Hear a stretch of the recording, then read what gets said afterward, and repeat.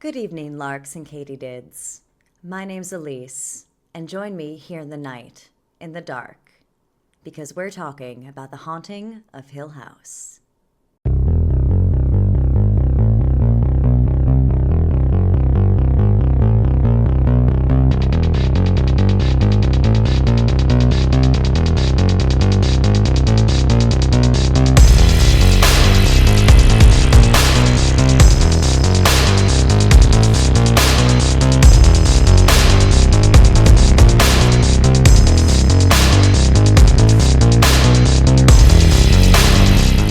Is it just me? Or is it getting crazier out there? Hey everyone, my name's ALEECE from the Late Late Horror Show. So grab your cup of stars because we are talking about one of my favorite things of all time, the haunting of Hill House. We are finally talking about this. So tonight's discussion is going to be primarily about Mike Flanagan's Netflix series from 2018, but I'll be delving in a little bit into Shirley Jackson's novel and a little bit into the 1963 Robert Wise film. I'm going to mention the 1999 movie just a little bit because we have to, but that's not going to be much of a thing. But to start, I really think I need to talk about my history with The Haunting of Hill House and the works of Mike Flanagan in general. So, my dad introduced me to The Haunting of Hill House when I was pretty young, along with so much Stephen King and H.P. Lovecraft, and between my dad and my mom with Friday the 13th and Killer Clowns from Outer Space and so many horror films and so many books. There was something about The Haunting of Hill House and the 63 movie The Haunting that just stuck with me since I was really, really young. Just the whole idea that it was supernatural, but at least as far as the 63 film went, it could also be entirely psychological. And you just have these amazing characters and this wonderful direction and photography and everything but both behind the camera and in front of it that entranced me from such a young age. And The Haunting of Hill House was one of the earlier books that I read. I had, after starting to read Stephen King, and as I talked about in my Scary Stories to Tell in the Dark video, the Scary Stories to Tell in the Dark books. But there was something about The Haunting of Hill House that hit me in a different way, partly because it was written by a woman. And it felt magical and poetic in a way that a lot of other works just didn't, and not in a way that it was trying to be poetic or beautiful. It just was. And that entranced me from the very beginning. And it was just something special I shared with my dad. And then we went to go see The Haunting in '99. And I was pretty young when that movie came out, so I thought it was cool. I was very into Catherine Zeta-Jones at the time, so I was super psyched to see her on screen. And I just remember the look on my dad's face, just like the Gomez or Morticia watching the school play in the first Addams Family. Just no. And it wasn't until years later that we could really talk about it and articulate why that movie just was terrible on almost all levels. But that was still something that my dad and I shared. And then a few years later, about 2014 ish, I saw a movie called Oculus. And I remember liking it. And it wasn't my favorite thing of all time, but there was something about this movie, something in the way it was shot, in the way that it melded timelines and memories that stayed with me longer than the memory of the movie itself did. Did I mention that I really like The Haunting of Hill House? So then, October 2018, I had heard that there would be a Netflix series adaptation of The Haunting of Hill House. And I was so excited for it.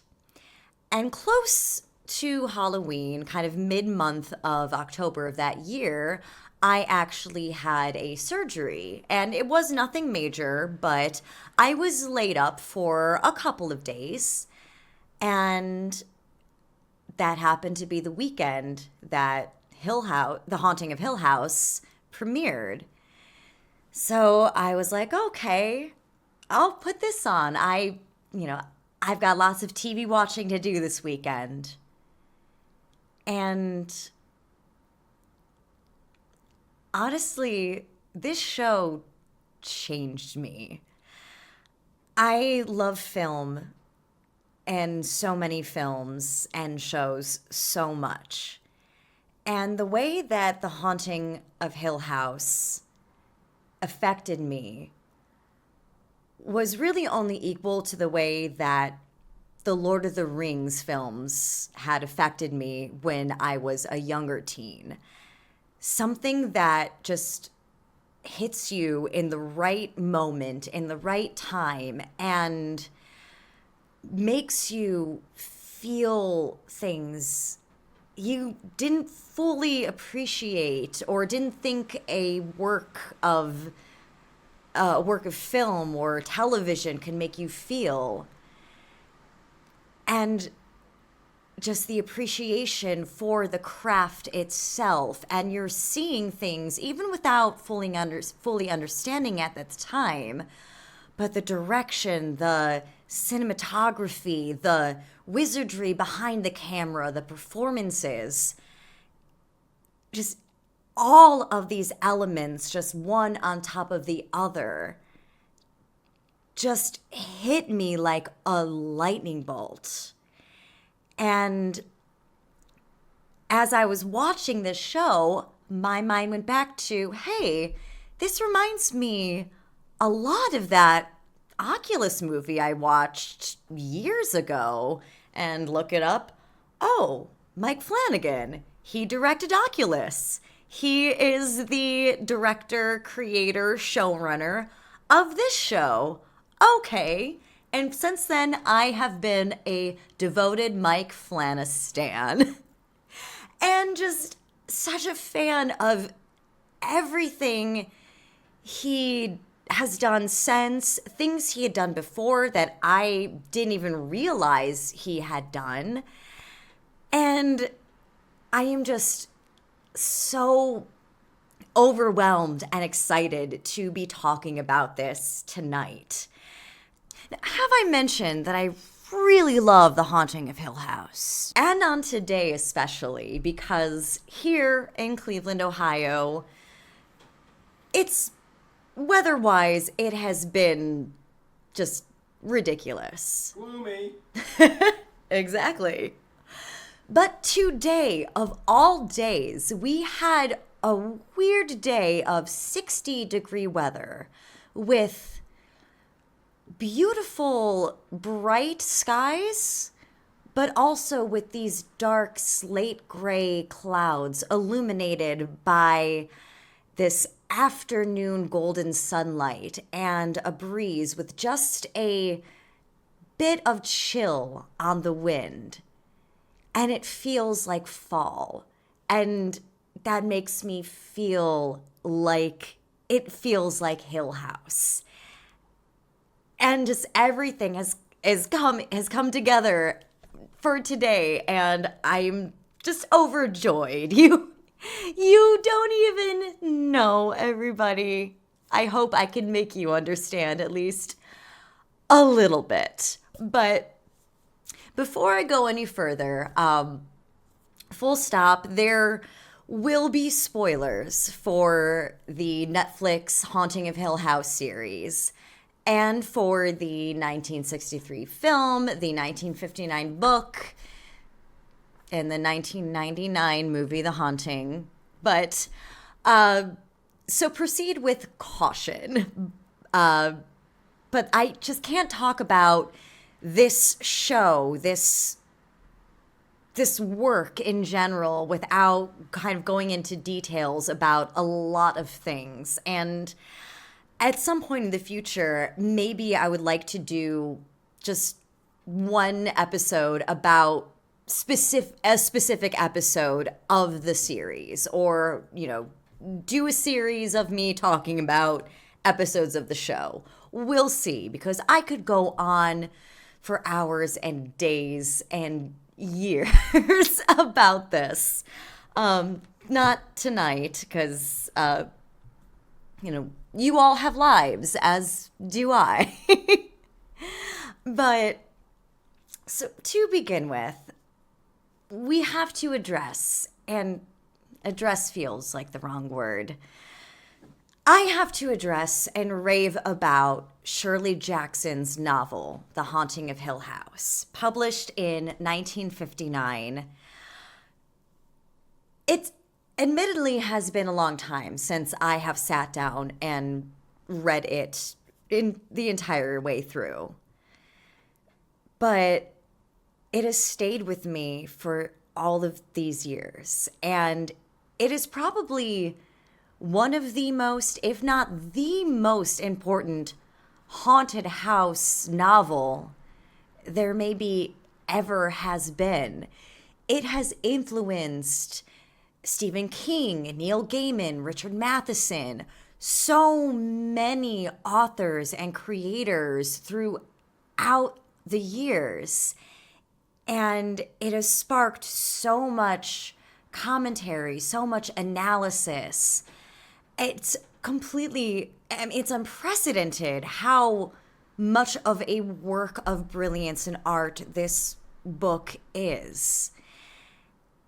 And to call the Netflix show an adaptation would be wrong, because Mike Flanagan's version of Hill House is not so much an adaptation, rather than a reimagining and recontextualizing what is in the novel to both an entirely different story that he is telling, while bringing in so many of those elements that Shirley Jackson wrote so amazingly well.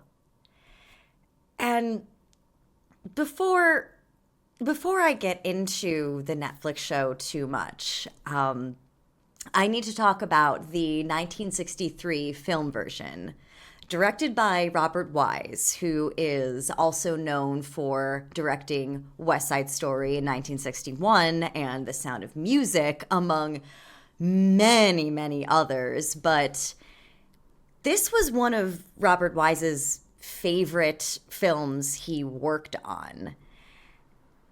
And in comparison to, say, West Side Story, it is much smaller in scope in so many ways.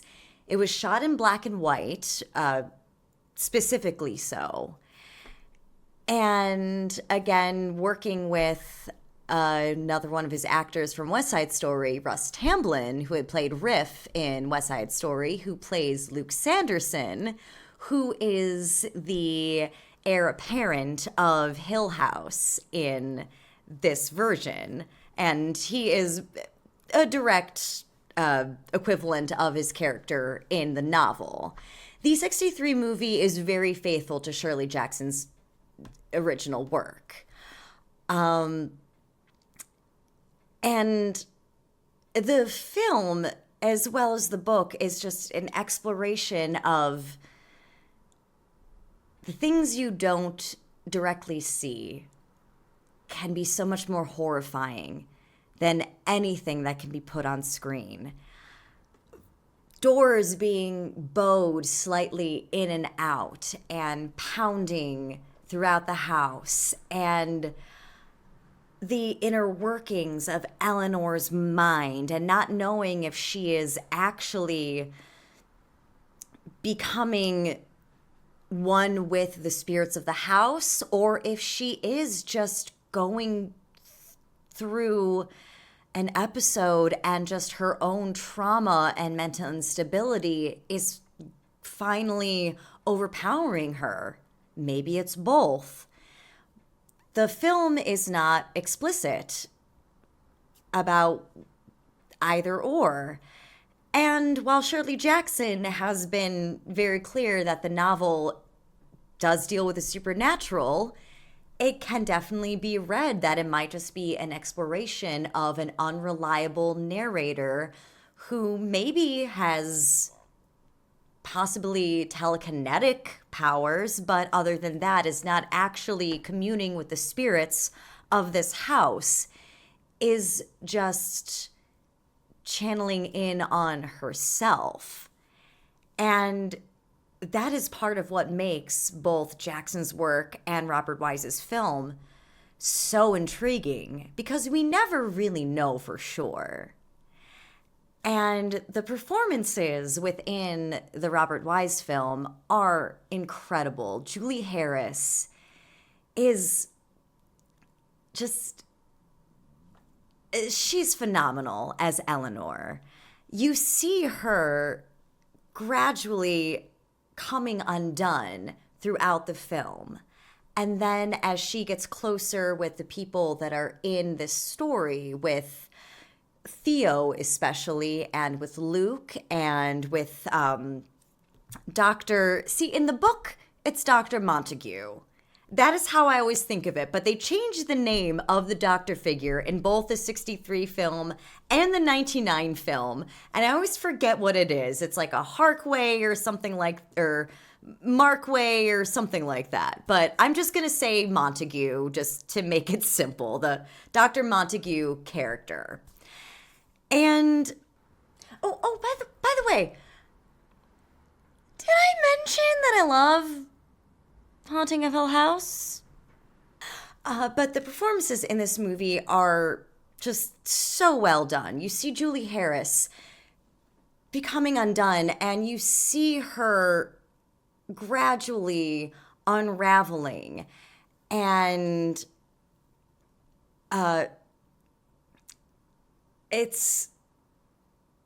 you have a lot of narration from her, which is very akin to the novel, and both the novel and the film lift a lot of direct passages from the book. And it's very dreamlike and very beautiful and also very chilling. I think one of the most chilling things I've ever seen on film and in print is the scene where Eleanor thinks that she is in bed with Theo holding her hand and scared to death. And then the lights come on, she looks, and Theo's across the room. And she looks and says, "Whose hand was I holding?" Ugh, chills. Because if you've ever woken up from a nightmare or a half dream where it feels real, and then you're starting to come awake and it still feels entirely real to you, and you're not sure what actually happened. If maybe you were just in a dream state, or if maybe you might have been holding hands with something that may have actually been there. It is terrifying to think about, and terrifying to read, and terrifying to see.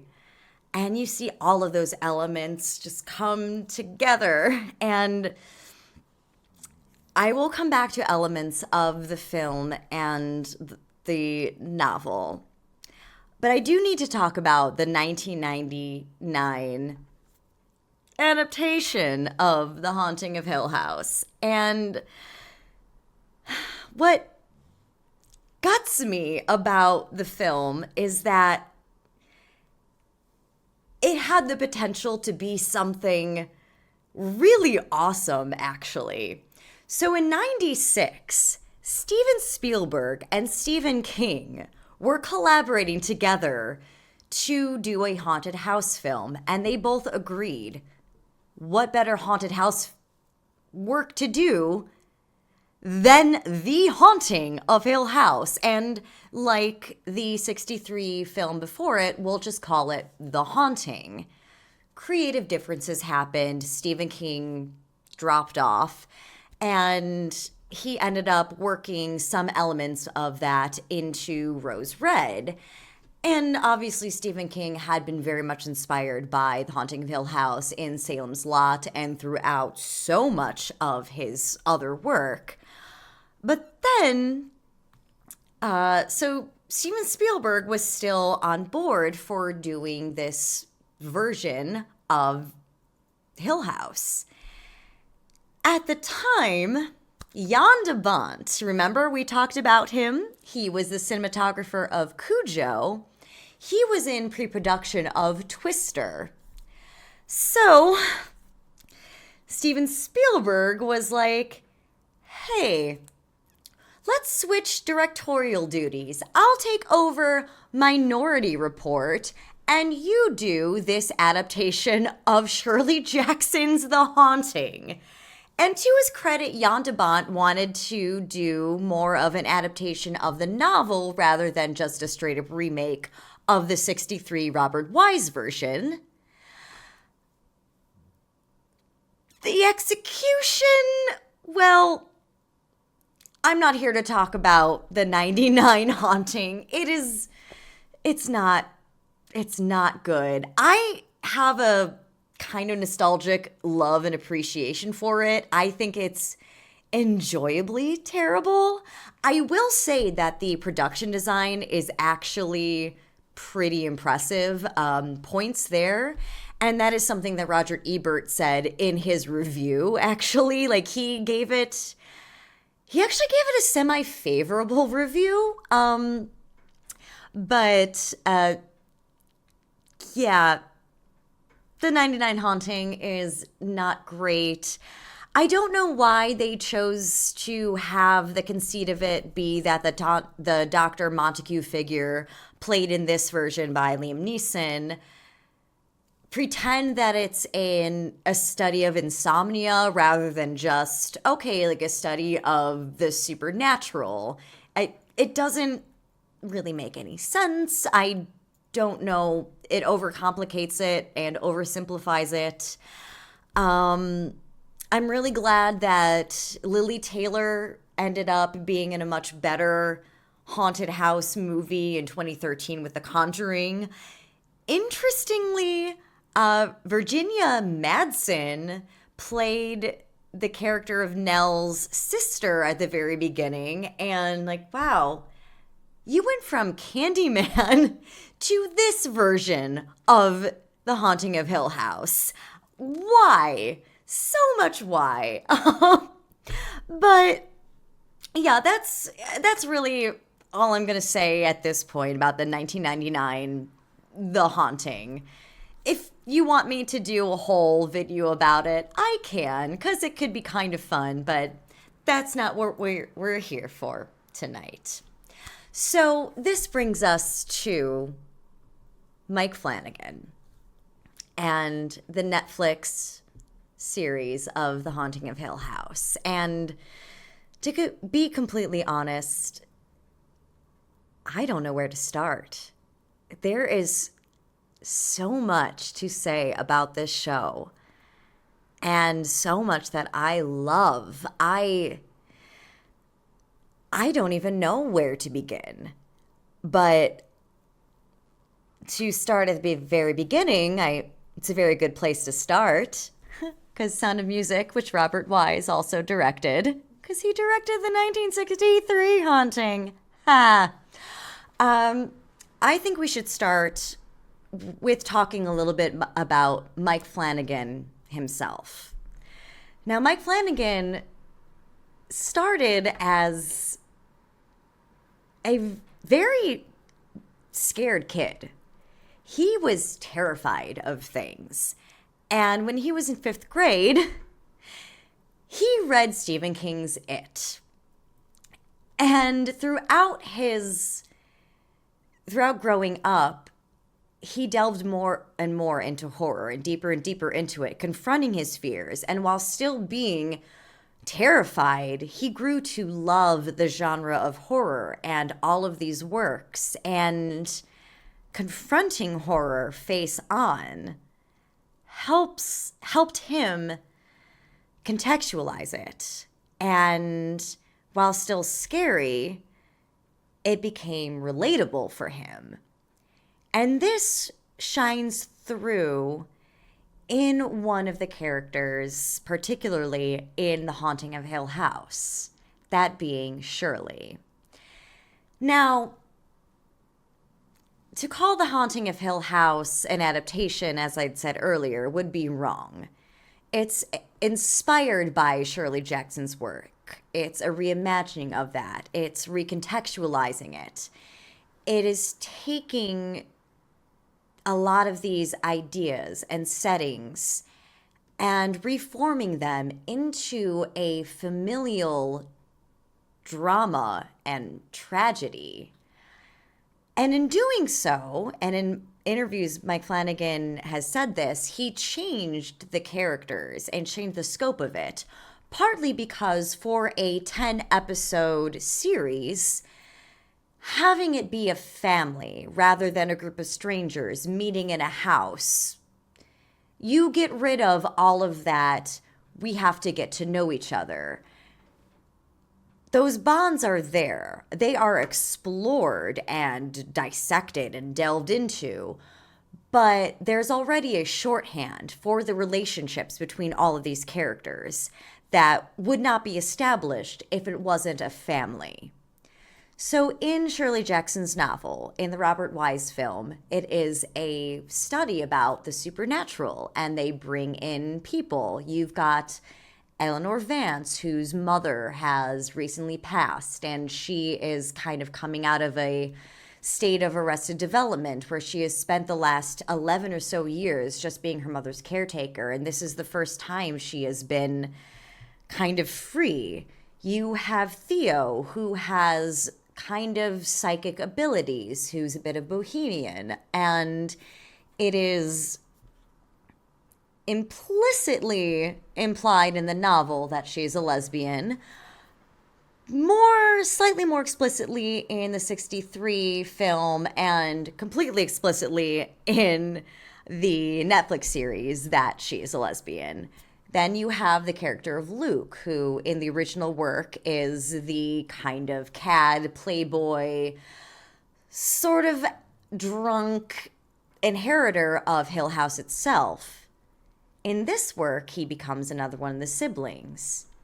So you have Nell and Luke in this version, who are twins. You have Theo, who is the middle child. And then we have the two original characters, Stephen and Shirley. Stephen, the eldest, named for Stephen King, and the second oldest, Shirley, obviously named for Shirley Jackson. Now, Shirley, as she grows older, becomes a mortician. She approaches death head on in a way to try to control it. Other members of the family maybe try to hide from it or shield it or deflect it in other ways. She deflects it through dealing with it head on, but this is her way of coping. All of the children and their adult counterparts develop ways of coping with the trauma that they suffer from, survive, live with. that happened in Hill House. You have Stephen, who is the skeptic, and Shirley, who deals with things by approaching it both at face value but very angrily. Then you have Theo, who is maybe too empathetic. So she tries to cut herself off. And then you have the two youngest, Nell and Luke, who were the most susceptible to all of the horrors of Hill House and in some ways the most affected. Am I getting a bit ahead of myself? Yes, I am. And that is why I can't just talk about this show like one to one. The way that this show treats these characters and memory and timelines, it wraps around itself. It goes back and forth. It at once is in the present and then in the past. And there is never one through line.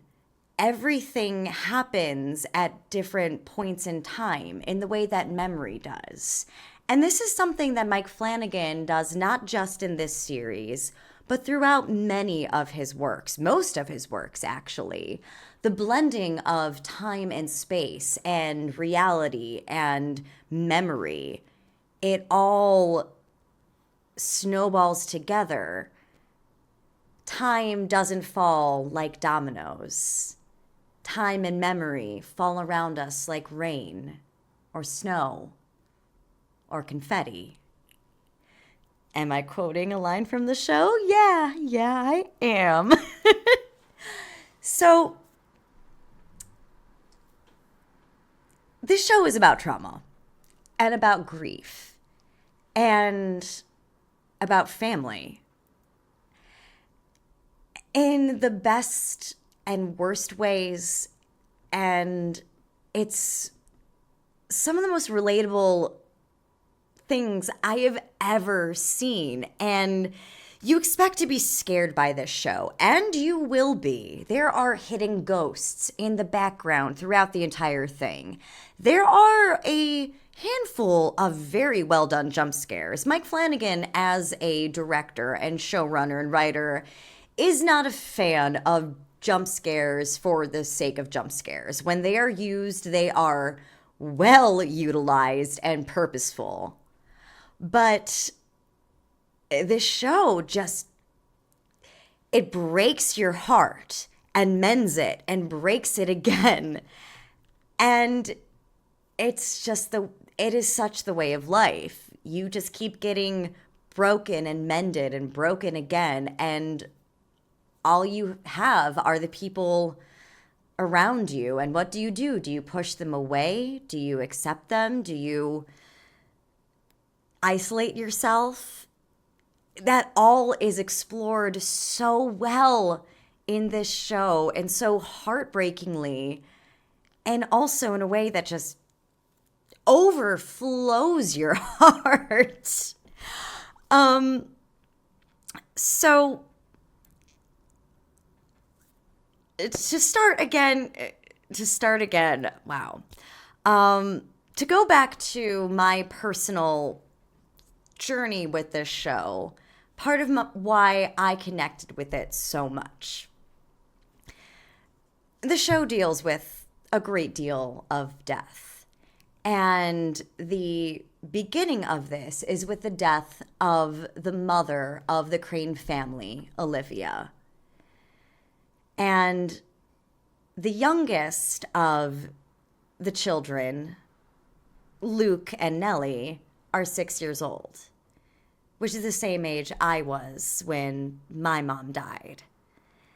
And that exploration just really got to me and got me in ways that a lot of other things did.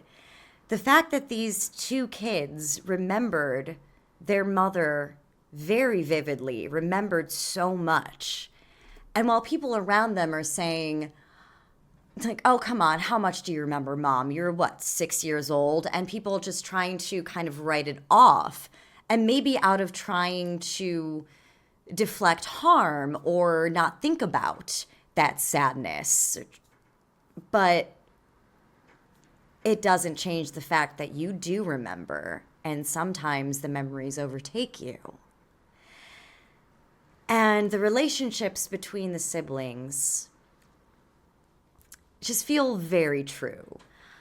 I never grew up with a sister, but I did grow up with a best friend and with my younger cousins, who are more sisters to me than cousins. And the way the sisters are in this show, both in the heartbreaking ways and hilarious ways, is phenomenal.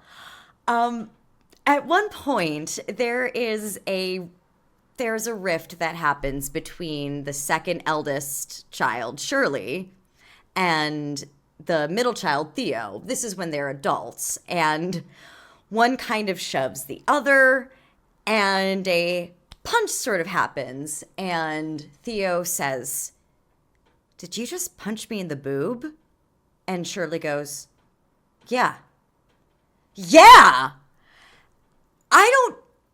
That is the most sisterly thing I've ever seen.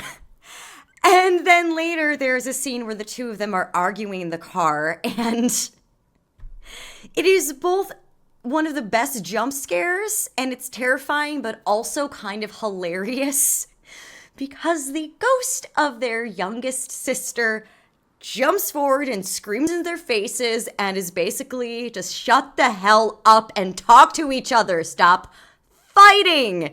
It's great. And I love the idea of a sibling kind of coming from beyond the grave, like, shut the hell up and just make up, okay? Stop with this silly nonsense.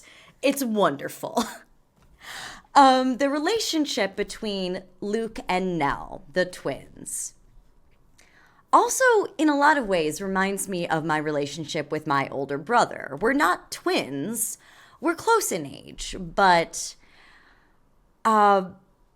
maybe it's because, or partly because, of losing a parent so young, and through a lot of things, not having a lot of people other than each other. But my brother and I have always had a bit of that twin thing dynamic. And you see that with Nellie and Luke. And just all of these relationships feel just so well realized and just completely true. And the performances are absolutely incredible.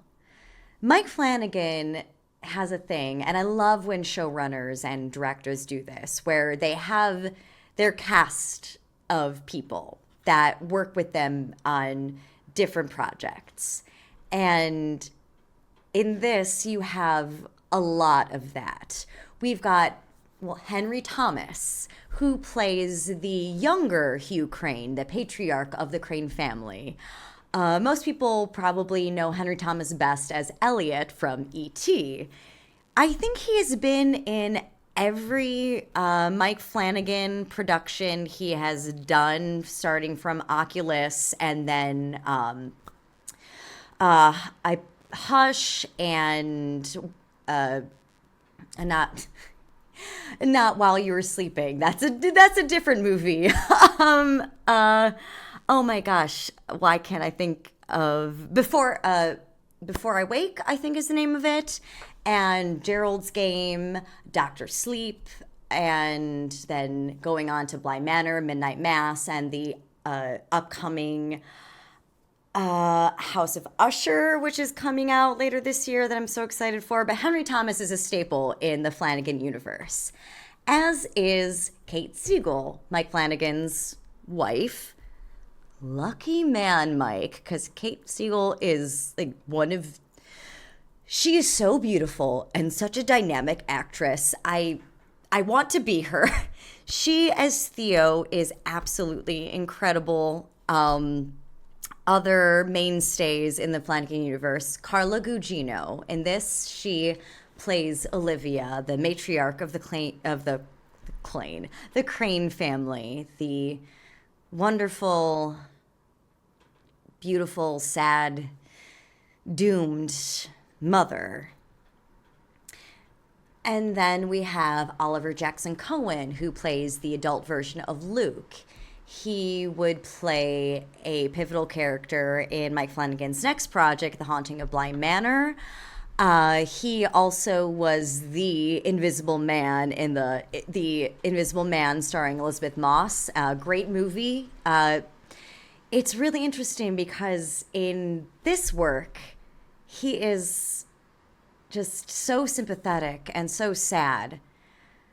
But he plays such a good villain in other projects. He's a absolute wonder. And then we have Elizabeth Reeser, who she was also in Ouija, Origin of Evil, which I didn't see the original Ouija movie, but I did watch the prequel. I've watched it a couple of times. I love that movie.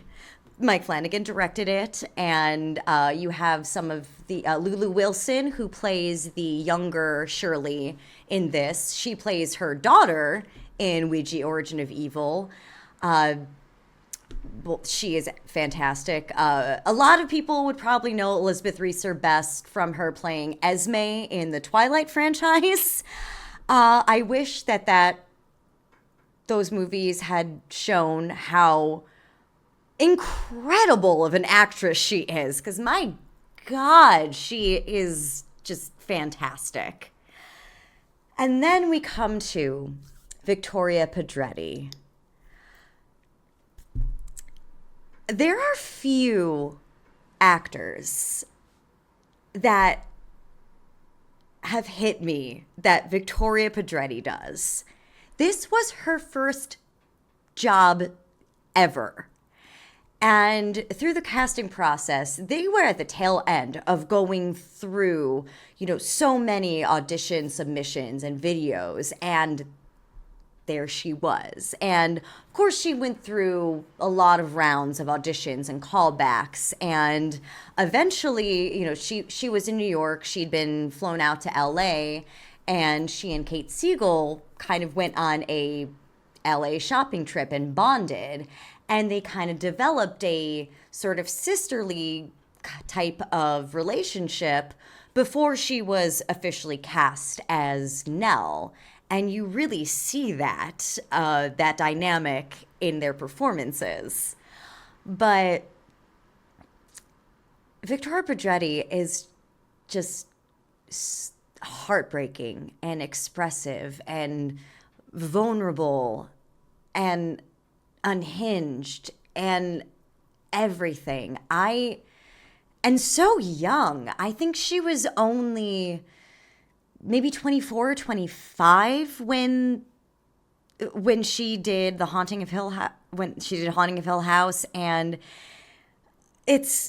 she is a wonder to behold. And then you watch her in anything else she has done since then.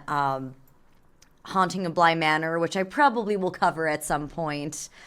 Oh, so good. And then her playing Love Quinn in You, seasons 2 and 3. She's fantastic. And I could just go on about Victoria Pedretti for ages. But not to be forgotten, Michael Huisman. I never know quite how to pronounce his name. He is a Dutch actor. But he plays the eldest of the Crane siblings, Stephen, named for Stephen King. And he is the character that Mike Flanagan relates the most to, and that is kind of his self-insert character. And most people would probably recognize him from playing Dario Naharis in Game of Thrones. Not the first guy who played him, but who played him throughout 3 or so seasons. He's been in so much more than that, and I think he's absolutely brilliant. But just the vulnerability he brings to this role is a wonder. Like I just keep saying like a wonder to behold, a marvel, blah blah blah. It really is. This show is just one of the most incredible things I have ever seen, and I think ever will see in my entire life.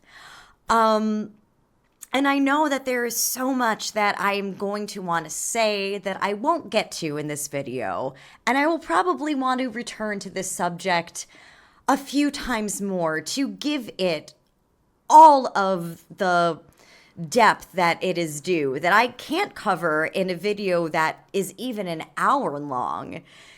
But I'm going to do my best for you guys and for myself because it means that much to me. So, oh my gosh, and I haven't even talked about some of the supporting players. We have Annabeth Gish, as Clara Dudley. Now, the Dudleys are the caretakers of Hill House.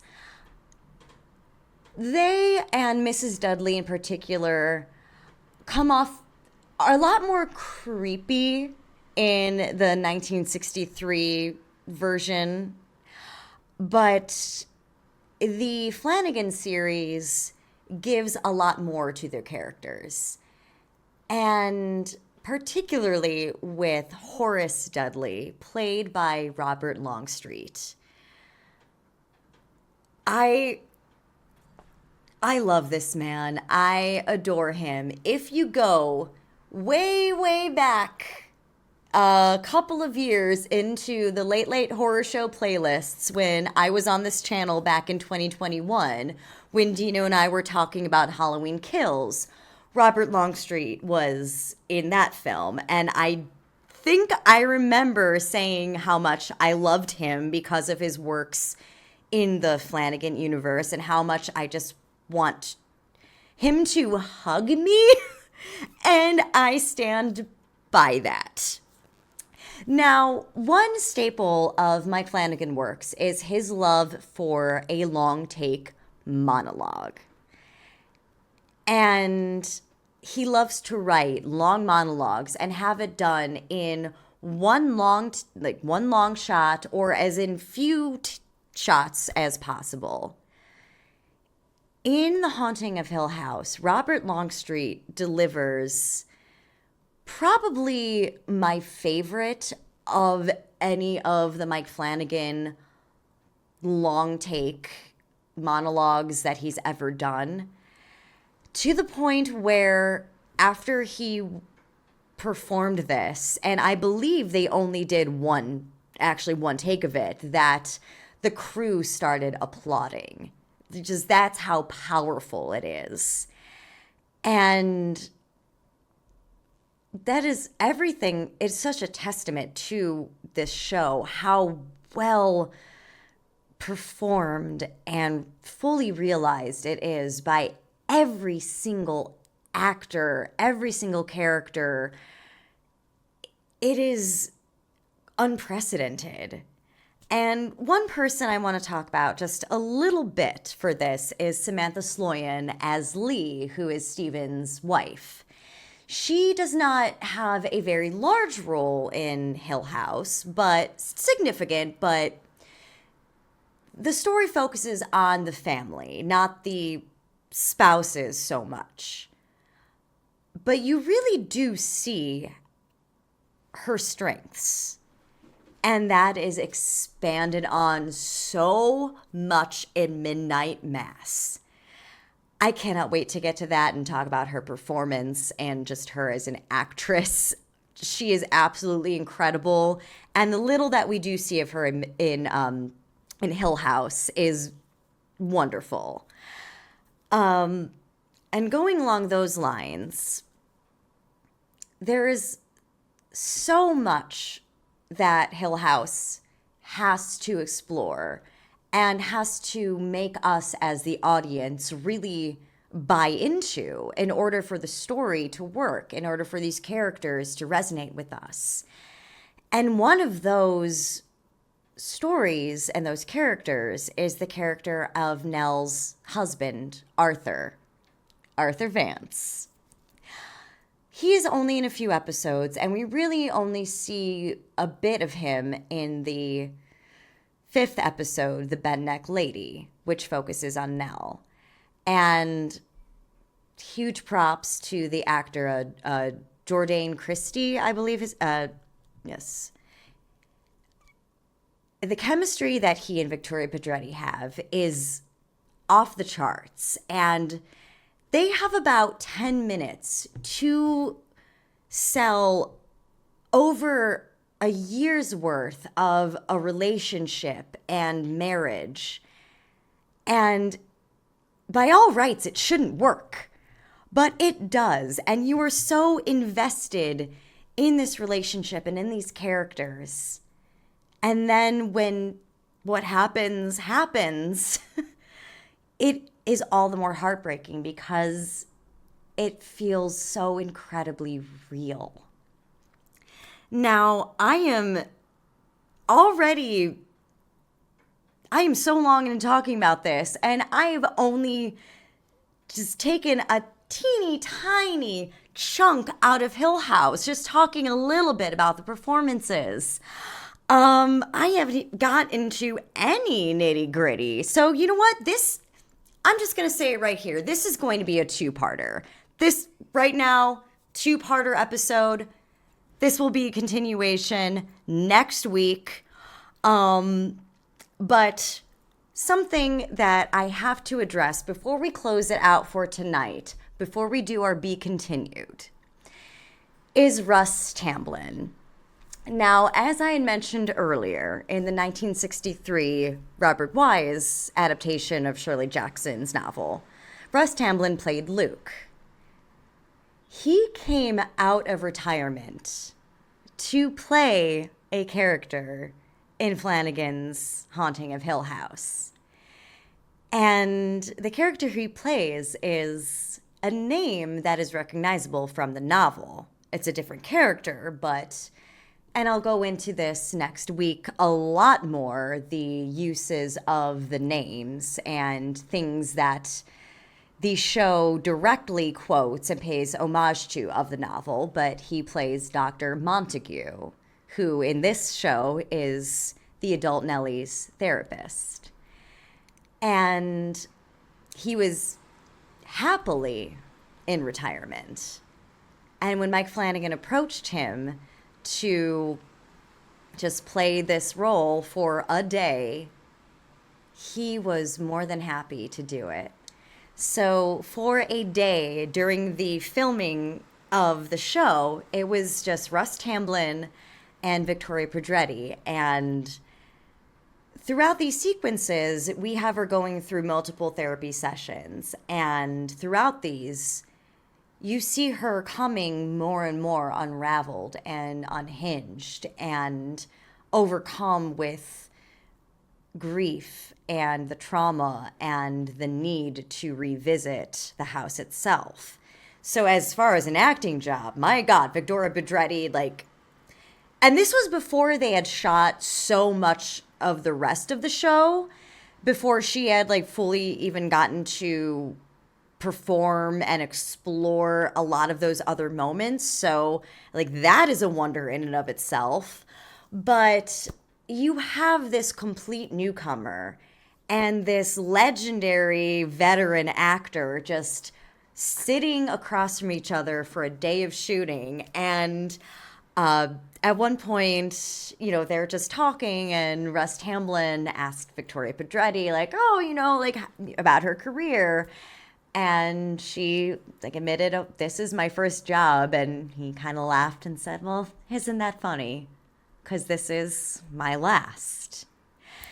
And I just find that so beautiful that Russ Tamblyn came out of retirement to play this character in this reimagining, this version, this love letter to both the Robert Wise film and Shirley Jackson's novel, and sort of seeing this passing of the torch from someone who is happily at the end of their acting days to someone at this fireworks dynamic lightning bolt start that would just keep going and going. It's wonderful to watch them bounce off of each other, and just knowing all of that backstory is absolutely lovely. And another thing, back in 2020, we remember that year, right? So, Cinema Wasteland, it's a thing that happens here in Cleveland, usually a couple times a year, but there's usually one main thing. I still haven't gone, but it's like an expo, and they have, it's kind of like it's a convention. They play horror movies and have guests, and do all of this awesome stuff.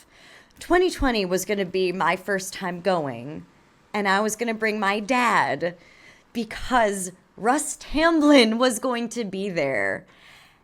And also Piper Laurie, Margaret White from the original Carrie. Like, ugh.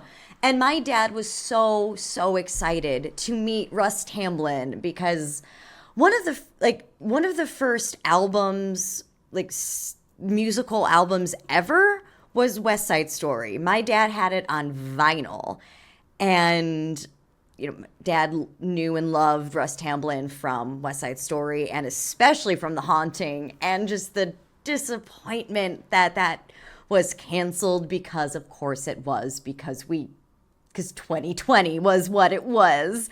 But yeah, I just really want to say just how absolutely wonderful I think it is that Russ Tamblyn was just so excited to be a part of another chapter of Shirley Jackson and Robert Wise's legacy, and do it again and bring his presence and his status and his warmth to the set and to this production and to the role. And you know what? For now, I'm gonna end it there. Next week, I will get into a lot more of Hill House and a lot of the specificities of the show. And I'm really looking forward to that. But as someone who just has been affected so deeply by the show and by the source material, and so personally, I kind of had to go on a bit of a